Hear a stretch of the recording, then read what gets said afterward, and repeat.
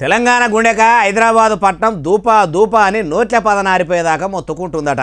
అగో మల్లన్న సాగర్ నీళ్లు భాగ్యనగరానికి మలుపుకొస్తాము, కొండపోశమ్మ సాగర్ నీళ్లు జంట నగరాలకు కొలాయిస్తామని ఎండాకాలం రాకముందే ఎండాకాలంలో నీళ్ళు ఇస్తామని రేవంతాల సార్ చెప్పినాక కూడా అట్లా ఉందాయే బాలన్న పరిస్థితి అంటే చూడురి. ముఖ్యమంత్రి యనమల రేవంతాల సార్ ఏమనే ఎటన ఎండాకాలంలో కూడా హైదరాబాదు పట్టణానికి నీళ్లు ఇస్తా ఎవ్వరు దూపా దూపా అనొద్దని అప్పట్లో అన్నాడు గాని ఆయన నీళ్లు ఇచ్చింది లేదట, దూప తీర్చింది లేదట. ఎండలు ఎట్టెట్లా ముదురుతుంటే నీళ్ల తాండ్లాట కూడా అట్టనే పెరుగుతున్నదట. భాగ్యనగరంలో ఉన్న పెద్ద పెద్ద గల్లీల కా నుంచి బుడ్డ గల్లీల దాకా ఒక్కొక్క కాలనీల నీళ్ల కోసము ప్రజలు పిట్టకు పెట్టుకుని ఎదురు చూసినట్టు ఎదురు చూస్తున్నారట. హైదరాబాద్ పట్టణంలో ఉంటున్న వాళ్ళ పరిస్థితి ఎట్లున్నదో చూడుండ్రి.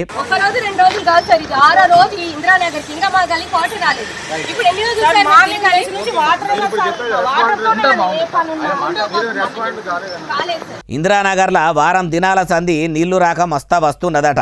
అయ్యా ముఖ్యమంత్రి కమ్ మున్సిపాలిటీ మంత్రి యనమల రేవంతాల సారు, మీరేమో మల్లన్న సాగర్ నీళ్లు మలుపుకొస్తున్నాము, కొండపోశమ్మ నీళ్లు కొలాయిస్తున్నాము, ఎండాకాలంలో ఎసొంటి తక్లీవులు లేకుండా చూస్తామని అప్పట్లో చెప్పిర్రు. ఇప్పుడు చూస్తేనేమో ఇందిరానగర్లో ఇది పరిస్థితి. ఈడొక్క దగ్గరనే కాదు పట్టణంలో మొత్తం నీళ్లకు ఇట్లనే పరిశానున్నదట. జిహెచ్ఎంసీల ప్రజల బాధలు ఎట్లాగో పట్టించుకుంటలేరు. కొనాకరికి నీళ్ల బాధలన్న వాపకుంటే ఎట్లా సారు? ఏమనంటే హైదరాబాదు దిక్కు ప్రపంచ దేశాలే తొంగి చూస్తున్నాయి, వంగి చూస్తున్నాయి అని దొడ్డు పొడుగు మాటలు అంటుంటారు. ఆ దేశాలు గనక ఈ నీళ్ల తాండాడ చూస్తే మీరు ఏ పాటి ఏలుబడి ఎలగబెడుతుండ్రో అర్థమైతుంది అనుకుంటారు. ఆడదాకా రాకముందే మంచినీళ్ళు మంచిగా ఇయ్యండ్రి సార్ అంటుర్రు ఈ ముచ్చటిన్నోళ్ళు.